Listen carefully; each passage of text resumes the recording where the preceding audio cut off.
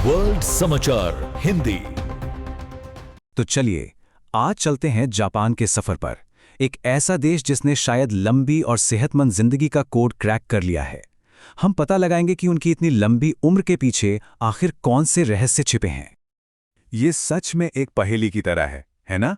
दुनिया भर के एक्सपर्ट्स यही समझने में लगे हैं कि जापानी लोग आखिर ऐसा क्या अलग करते हैं कि वो इतना लंबा और स्वस्थ जीवन जीते हैं। आइए मिलकर इस पहेली को सुलझाते हैं। जरा इस नंबर पर गौर कीजिए, 84 साल से भी ज्यादा। ये है जापान में लोगों की औसत उम्र। और पता है, ये कोई छोटा मोटा आंकड़ा नहीं है। इसी वजह से जापान लगातार दुनिया के उन देशों में टॉप पर रहता है जहां लोग सबसे लंबा जीवन जीते हैं। तो सबसे बड़ा सवाल यही उठता है कि आखिर इनका सीक्रेट है क्या? क्या ये सिर्फ किस्मत की बात है, या अच्छे जीन्स का कमाल, या फिर इसमें कुछ ऐसा छुपा है जो हम सब सीख सकते हैं? चलिए पता लगाते हैं। और देखिए, यहाँ हमें एक बहुत बड़ा क्लू मिलता है। जापान में मोटापे की दर देखिए, सिर्फ 4% के आसपास, और वहीं अमेरिका जैसे देशों में ये 40% से भी ज्यादा है। सोचिए, जमीन आसमान का फर्क है ये उनकी लाइफस्टाइल और सेहत के बारे में बहुत कुछ बताता है। तो चलिए इस रहस्य की पहली परत खोलते हैं, और वो है उनका खाना। जी हाँ, जापान की लंबी उम्र की नींव ही उनके पारंपरिक खाने पर टिकी है। इसे कहते हैं वाशोको। ये इनका ट्रेडिशनल जापानीज डाइट है जो पूरी तरह से पौष्टिक साबुत चीज़ों पर बना है। और ख़ास बात यह है कि इसे पकाने के तरीके भी बहुत सिंपल और हेल्दी होते हैं, जिससे खाने के सारे न्यूट्रिएंट्स बने रहते हैं। तो सवाल यह है कि इस वाशोको में होता क्या क्या है। देखिए, इसमें होती है ओमेगा 3 से भरपूर मछली, चावल, सीवीड यानी समुद्री शैवाल, ताज़ी ताज़ी सब्जियां और सोया से बनी चीज़ें जैसे टोफू और मीसो, और हाँ, ग्रीन टी। और सबसे ज़रूरी बात, वो लोग रेड मीट और प्रोसेस्ड फूड से लगभग दूर ही रहते हैं। उनकी एक और बहुत ही दिलचस्प फिलॉसफी है, हारा हाचीबू। इसका सीधा सा मतलब है, बस इतना खाओ कि पेट 80% भर जाए, पूरा नहीं। और ये सिर्फ कोई कहावत नहीं है, ये उनकी संस्कृति का हिस्सा है। इससे वो हमेशा पोर्शन कंट्रोल में रहते हैं और सचेत होकर खाते हैं। और हाँ, खाना बनाने का तरीका भी बहुत मैटर करता है। वो लोग ज़्यादातर स्टीमिंग मतलब भाप में पकाना, उबालना और फर्मेंटिंग जैसी टेक्निक्स का इस्तेमाल करते हैं। इससे होता यह है कि खाने के पोषक तत्व खराब नहीं होते। और मीसो और अचार जैसी फर्मेंटेड चीज़ें तो पेट के लिए कमाल की होती है। खाने की बात तो हो गई, अब चलते हैं दूसरे पिलर की तरफ, और वो है एक्टिव लाइफस्टाइल।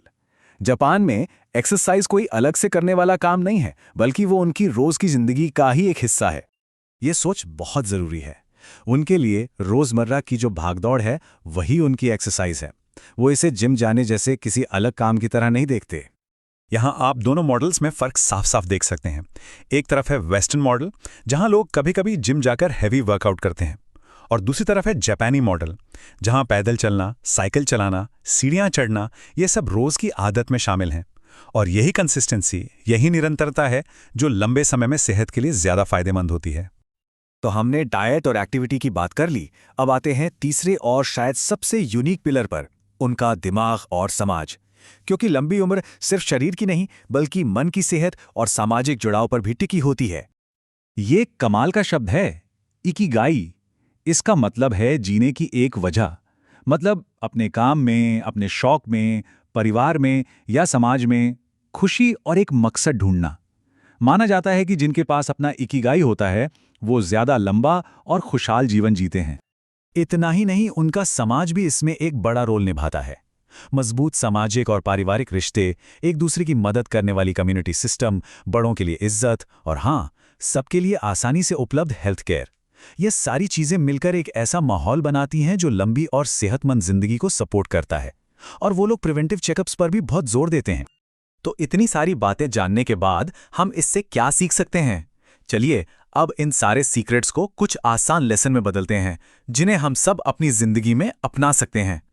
तो जापान के इस लॉन्ग लाइफ कोर्स से जो जरूरी बातें सीखने को मिलती हैं वो ये हैं। ज्यादातर नेचुरल और साबुत खाना खाइए, पोर्शन साइज पर ध्यान दीजिए और पेट पूरा भरने से पहले ही रुक जाइए। ज्यादा से ज्यादा पैदल चलिए और मूवमेंट को अपनी डेली रूटीन का हिस्सा बनाइए। अपने परिवार और दोस्तों के साथ जुड़े रहिए। अपनी जिंदगी का एक मकसद, अपना इकिगाई ढूंढिए। और हाँ, रेगुलर हेल्थ चेकअप्स को कभी नजरअंदाज मत कीजिए। तो अब ये सवाल आपके लिए है, इन सब में से कौन सा लेसन है जिसे आप सबसे पहले अपनी जिंदगी में शामिल करना चाहेंगे? इस पर जरा सोचिएगा जरूर, क्योंकि कहते हैं ना, छोटे छोटे बदलाव ही आगे चलकर बड़ा फर्क लाते हैं।